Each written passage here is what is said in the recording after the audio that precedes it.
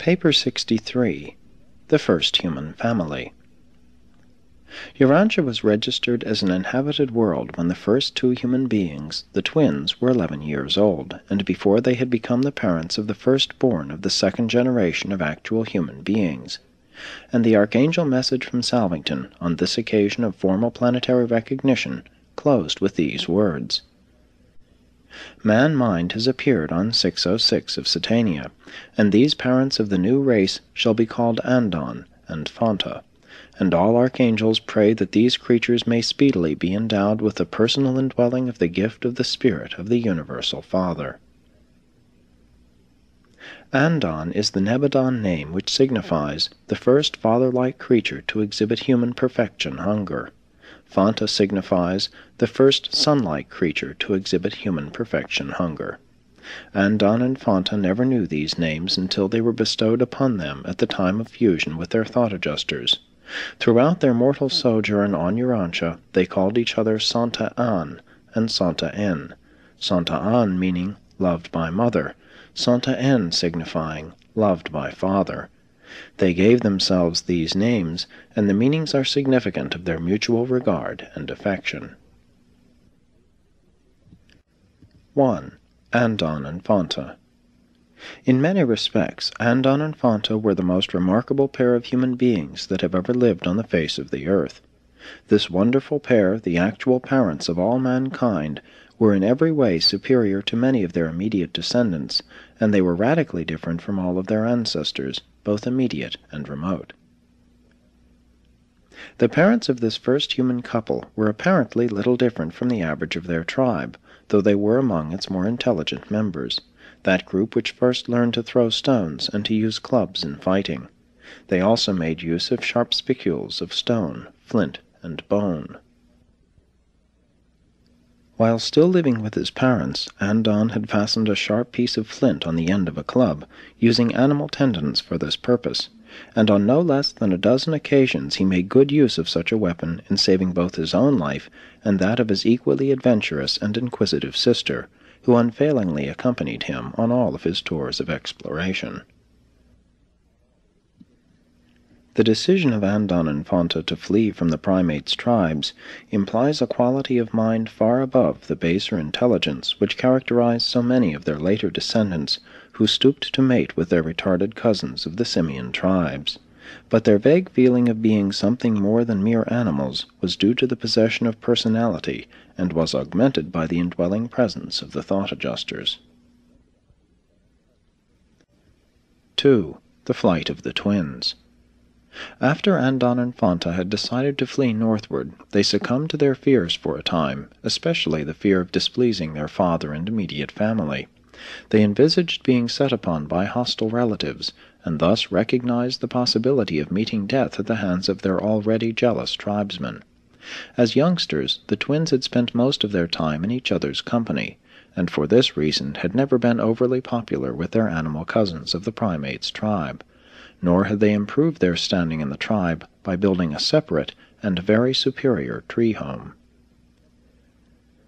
And it was in this new tree home among the tree-tops one night after they had been awakened by a violent storm, and as they held each other in fearful and fond embrace, that they finally and fully made up their minds to flee from the tribal habitat and the home tree-tops.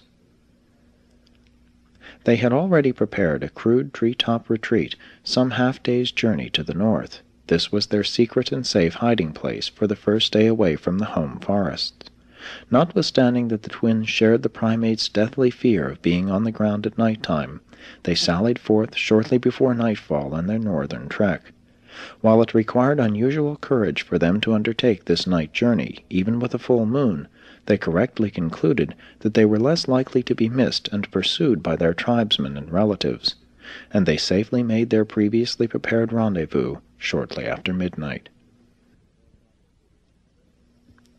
On their northward journey, they discovered an exposed flint deposit, and, finding many stones suitably shaped for various uses, gathered up a supply for the future. In attempting to chip these flints so that they would be better adapted for certain purposes, Andon discovered their sparking quality and conceived the idea of building fire. But the notion did not take firm hold of him at the time, as the climate was still salubrious, and there was little need of fire. But the autumn sun was getting lower in the sky, and as they journeyed northward the nights grew cooler and cooler. Already they had been forced to make use of animal skins for warmth. Before they had been away from home 1 moon, Andon signified to his mate that he thought he could make fire with the flint. They tried for 2 months to utilize the flint spark for kindling a fire, but only met with failure. Each day this couple would strike the flints and endeavor to ignite the wood. Finally, one evening about the time of the setting of the sun, the secret of the technique was unraveled when it occurred to Fanta to climb a nearby tree to secure an abandoned bird's nest. The nest was dry and highly inflammable, and consequently flared right up into a full blaze the moment the spark fell upon it. They were so surprised and startled at their success that they almost lost the fire, but they saved it by the addition of suitable fuel, and then began the first search for firewood by the parents of all mankind. This was one of the most joyous moments in their short but eventful lives. All night long they sat up watching their fire burn, vaguely realizing that they had made a discovery which would make it possible for them to defy climate, and thus forever to be independent of their animal relatives of the southern lands. After 3 days' rest and enjoyment of the fire, they journeyed on. The primates' ancestors of Andon had often replenished fire which had been kindled by lightning, but never before had the creatures of earth possessed a method of starting fire at will. But it was a long time before the twins learned that dry moss and other materials would kindle fire just as well as birds' nests. 3. Andon's family. It was almost 2 years from the night of the twins' departure from home before their first child was born. They named him Sontad, and Sontad was the first creature to be born on Urantia who was wrapped in protective coverings at the time of birth. The human race had begun, and with this new evolution there appeared the instinct properly to care for the increasingly enfeebled infants which would characterize the progressive development of mind of the intellectual order, as contrasted with the more purely animal type. Andon and Fanta had 19 children in all, and they lived to enjoy the association of almost 100 grandchildren and 6 great-grandchildren. The family was domiciled in 4 adjoining rock shelters, or semi-caves, 3 of which were interconnected by hallways which had been excavated in the soft limestone with flint tools devised by Andon's children. These early Andonites evinced a very marked clannish spirit. They hunted in groups and never strayed very far from the home site. They seemed to realize that they were an isolated and unique group of living beings, and should therefore avoid becoming separated. This feeling of intimate kinship was undoubtedly due to the enhanced mind ministry of the adjutant spirits. Andon and Fanta labored incessantly for the nurture and uplift of the clan. They lived to the age of 42, when both were killed at the time of an earthquake by the falling of an overhanging rock.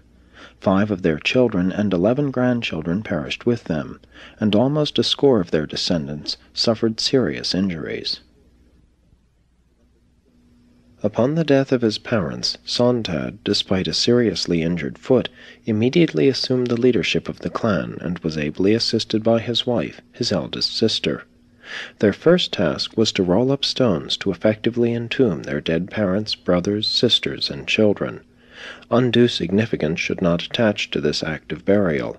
Their ideas of survival after death were very vague and indefinite, being largely derived from their fantastic and variegated dream life. This family of Andon and Fanta held together until the 20th generation, when combined food competition and social friction brought about the beginning of dispersion. 4. The Andonic clans. Primitive man, the Andonites, had black eyes and a swarthy complexion, something of a cross between yellow and red. Melanin is a coloring substance which is found in the skins of all human beings. It is the original Andonic skin pigment. In general appearance and skin color, these early Andonites more nearly resembled the present-day Eskimo than any other type of living human beings.